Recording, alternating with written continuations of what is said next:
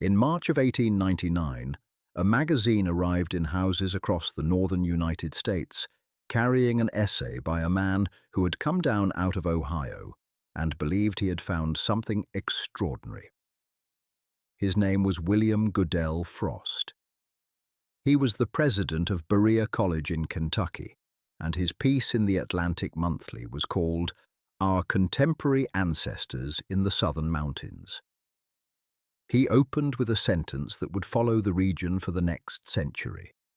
It was a longer journey from northern Ohio to eastern Kentucky, he wrote, than from America to Europe, because one day's ride brought you into the 18th century. Frost was not hostile. He thought he was defending these people. He described a population of 2.5 million Americans, 4 and 5 generations deep in the mountains, living to all intents and purposes in colonial conditions. He called them belated. He gave them a name, Appalachian Americans, and the name stuck, and so did everything attached to it. And here is the thing about what Frost saw. He was looking at people sitting on porches in the middle of the day.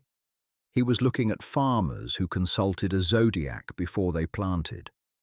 He was looking at women sewing scraps of worn-out clothing together, and families spending a June Sunday eating dinner in a graveyard. Every one of those things looked to him like the residue of an older, simpler world. Not one of them was simple. Each was a working part of a system with no slack in it, a system for feeding, warming, defending, and remembering a household, in a place with no store, no doctor, no insurance, no police, and no bank. Frost was standing inside a machine and describing it as a museum. Begin with the image that did more damage than any other. A man on a porch in the middle of a working day, apparently doing nothing. It appears in travel writing through the 1880s and 1890s. It appears again in the photographs the federal government sent people into these counties to take during the Depression. Outsiders looked at it and wrote the word that stuck to the region for 100 years: idle. Consider what that porch actually was. It was, first, the workshop. The interior of a mountain cabin was one dim room, lit by a fire and by whatever came through a shuttered window. Candles took tallow that could be eaten or sold. Kerosene cost money. There was, in daylight hours, exactly one place on that property where a person could see well enough to do close work. And it was outside, under a roof, out of the rain. So the porch is where the shelling and stringing and shucking happened, where beans came off the vine and onto the thread for drying, where corn was shucked and shelled, where a knife got its edge, a harness got mended, a chair got its seat woven, wool got carded, a churn got worked. The photographs that were taken as evidence of idleness are, in a very large number of cases, photographs of people working with their hands while sitting down, which is not the same thing at all. It was, second, the thermal solution.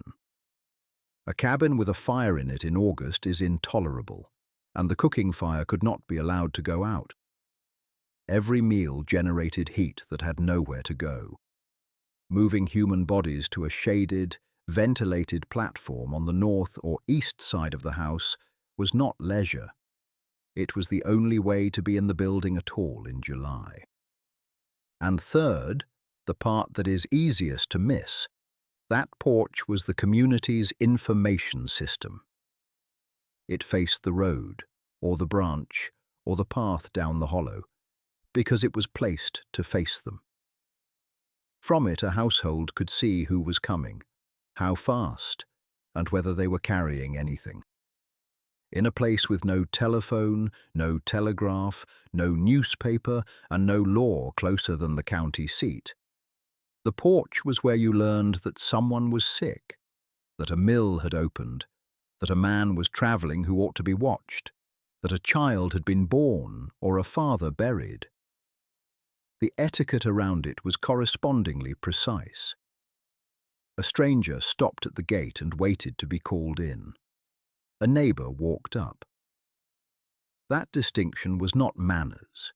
It was a security protocol in a landscape with no other one.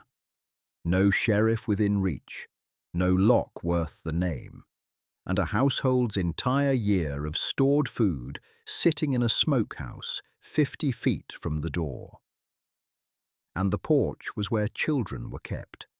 A woman shelling beans on a porch has, without arranging anything, put herself between the road and the yard where the small ones are playing, in the only position on the property from which she can watch both. The people sitting there were not doing anything. They were working, cooling, and watching the only approach to their home, usually all three at once. Frost saw stillness and wrote down the 18th century. Now the tradition that looks least defensible, and it needs to be handled honestly rather than charitably. Across the southern mountains, well into living memory, a farmer did not plant when the ground was ready. He planted when the sign was right. The system came largely out of German Appalachia. The German settlers who moved down the Great Wagon Road into the back country brought a long tradition of astrological folk practice with them, and it spread through the region as populations mixed. It travelled in print, in almanacs, which is important, and we will come back to it. The rules were elaborate. The zodiac's 12 signs were sorted into elements: water, earth, air, fire, and the water and earth signs were the fruitful ones. Scorpio, Pisces, Taurus, Cancer. The fire signs were barren. You did not plant in Leo. The moon phase mattered as much as the sign. Things that fruit above the ground went in as the moon waxed, and root crops went in as it waned, in the dark of the moon. Harvest when the moon was growing old, and the crop would keep longer. Do the canning and the pickling in the last quarter. The signs governed more than seed. They told a man when to set a fence post, when to wean a calf, when to cut timber, when to slaughter, and, in one almanac reprinted by the Foxfire students, when it was a good time to go hunting, when to make preserves and pickles, and when to deal with lawyers. Now the honest part. There is essentially no controlled scientific evidence supporting the zodiac component of this.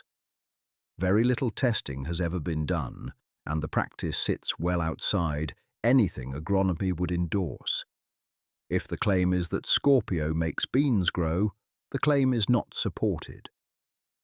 But look at what the system was actually doing in the life of a household, because dismissing it as superstition misses something real. It imposed a calendar on people who had no other one.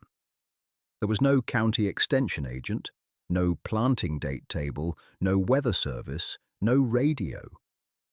Frost recorded a population with limited literacy and almost no printed material. What the signs did was convert an enormous, high-stakes, easily mistimed decision, when do I commit my seed, into a fixed and shared schedule that a whole community ran on. And that schedule was not arbitrary in its effects. It clustered planting into repeated windows across the season, rather than betting everything on one date. Anyone who has watched a late frost take an entire early planting understands what staggering does. The signs, whatever their stated logic, spread risk across time. Then there is the object itself. The almanac was, in a great many mountain houses, one of two books present. The other was the Bible. It came in every year with the moon phases, the frost dates, the tide and sunrise tables, the weather predictions, and the man of the signs. That old diagram of a human body with the zodiac mapped onto it, which is why an elderly gardener will still tell you to plant potatoes when the signs are in the feet.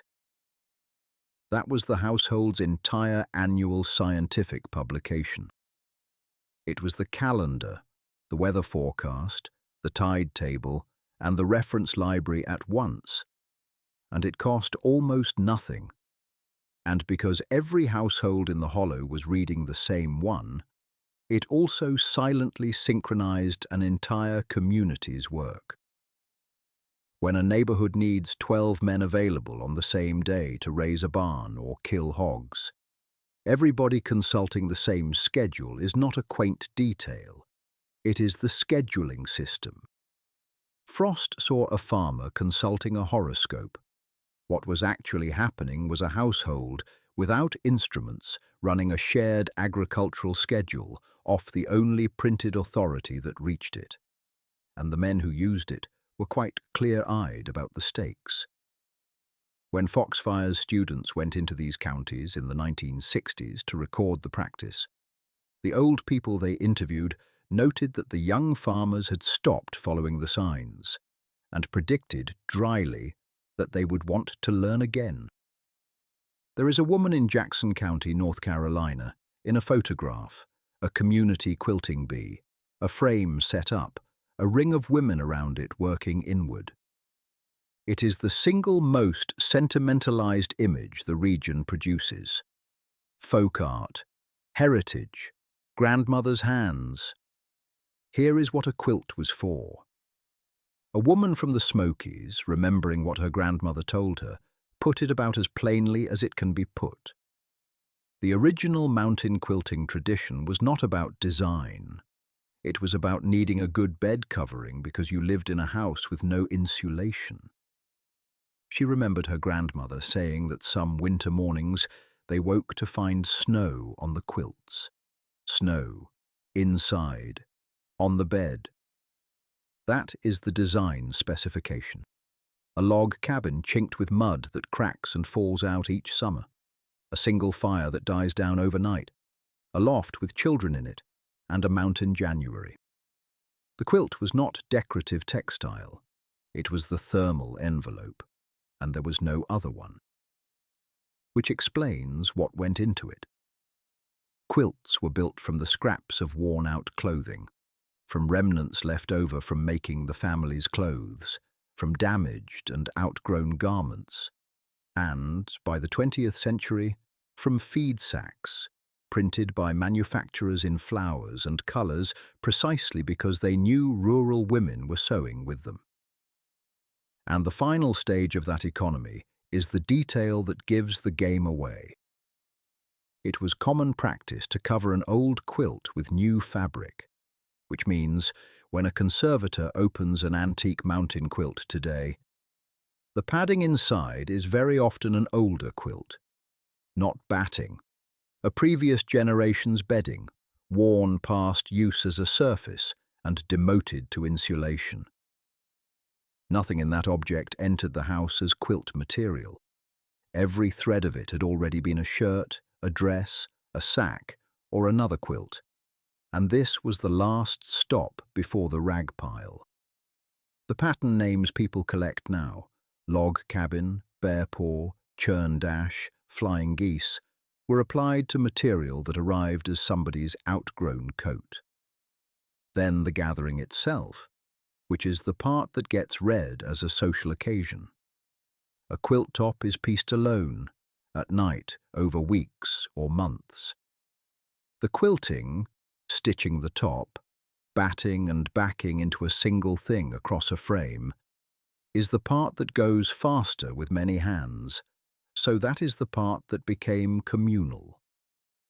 The regional newspapers of the period record it as routine labour rather than as charm. An all-day quilting by a women's society in Waynesville, North Carolina, in December 1919 produced 6 finished quilts for an orphanage. In April of 1890, at Deep Creek, the men worked at John Schuler's place, while the women spent the day quilting. 2 workforces, 1 day, 1 household's needs met. And in the same room, the transmission happened. A girl learned to piece and stitch by sitting at the frame next to women who already could, which was the only training available. In February 1894, near Maryville, Tennessee, young women spent the day quilting with the older women and then invited the young men over afterward, which is worth naming as its own function, because in a dispersed rural population, the quilting was also one of the few sanctioned occasions on which the next generation met each other. Warmth, waste disposal, skill transfer, labor pooling, and courtship. One tradition, 5 jobs. On a Sunday in June, somewhere in eastern Kentucky, cars are parked along a ridge road, and a family is walking up to a cemetery with buckets, brooms, mowers, and flowers. They will clean the plot. They will pull the brush back, cut the grass, clear the old decorations, and reshape the dirt of the graves into tidy mounds. Then there will be preaching and singing, and dinner spread out on the ground among the stones, and people will tell stories about the dead until it is time to go. This is Decoration Day, and Americans who know only Memorial Day tend to read it as a folksy variant of it. It is the other way around. The mountain and southern practice predates the national holiday. Families and whole churches were holding these observances before the Civil War, on dates set individually by each family or each church for each particular cemetery.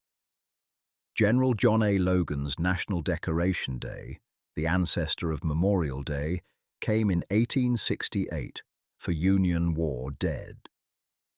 The Appalachian version was never about soldiers. It was about the entire community of ancestors, and the tradition is thought to have come into the mountains with early Scots-Irish settlers. Now the survival machinery, which is not subtle once you look for it. A mountain cemetery is on a ridge or a knob, on ground too steep and too poor to farm, which is why it was available for graves. Left alone in that climate for 3 years, it disappears. Briar, sumac, locust, poplar. The forest takes it, the stones go over, the mounds flatten, and after 2 decades, nobody can tell you who is where. Small family graveyards across Appalachia have been lost exactly this way. The cleaning is not symbolic. It is the maintenance schedule of a piece of infrastructure that will otherwise cease to exist. And it has to be annual, and it has to be collective, because one family cannot clear a hillside cemetery in an afternoon. Then look at the timing, which is engineered. Decoration falls in late spring or early summer, after the planting is finished, and before the long days of hoeing and haying take over completely. Flowers are in bloom. The weather permits travel on bad roads. It is the one slot in the agricultural year when a scattered family can physically assemble without something else failing. And look at what assembles there. This was the annual convocation of a kinship network, the occasion on which people who had moved away came back, on which the far-flung branches of a family stood in the same field and worked out loud how they were related. The Smithsonian's folklife scholars describe it in exactly these terms: a ritual for reconnecting kinship networks and for healing rifts among the living. In a region where land passed without written deeds as often as with them, where nobody kept a formal genealogy, and where knowing your people determined who would take you in during a bad year, that annual reciting of who lies here and whose son he was the record. The cemetery was the filing system, and Decoration Day was the day it got read aloud and updated. There is one more function, and it is the quietest. A grave that is mounded and swept every year is a grave somebody can still find. A family that can point at the ground and say a name is a family that can establish, in a region where written deeds were scarce and boundaries were argued rather than surveyed, that its people have been on this ridge for 4 generations. The cemetery was the oldest evidence a family had, and Decoration Day was the day the evidence was maintained in public in front of witnesses. Frost and the writers who followed him saw a quaint devotion to the dead. What they were watching was a community performing land maintenance, genealogical record-keeping, and network repair on the one Sunday in the year when all 3 were possible. Pull back now and put the pieces beside each other, because the pattern is the point. The porch was a workshop, a cooling system, and a watchpost. The signs were a shared calendar and the only printed reference in the house. The quilt was insulation, a waste stream's last stage, and a training program. Decoration Day was infrastructure maintenance and a genealogical archive. There is one more, and it is the one that ties them together. The obligation to feed a visitor, the insistence that you stay for dinner, that nobody leaves the house hungry, extended to strangers and to people the family could barely afford to feed, reads today as the region's famous hospitality. It was that. It was also insurance. In a place with no bank, no crop insurance, no unemployment, no relief and no charity within a day's ride, a household that lost its corn to hail in July had one asset: the standing claim it had built up on its neighbours. Every meal given, every day of labour donated at a house raising or a hog killing or a quilting, every seat at the table was a deposit. The ledger was unwritten and everybody knew their balance on it.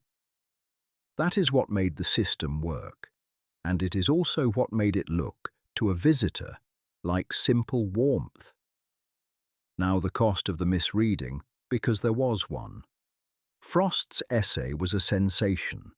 It gave a national audience a frame, a whole population of primitive folk, pathetically belated, preserved in the 18th century by isolation.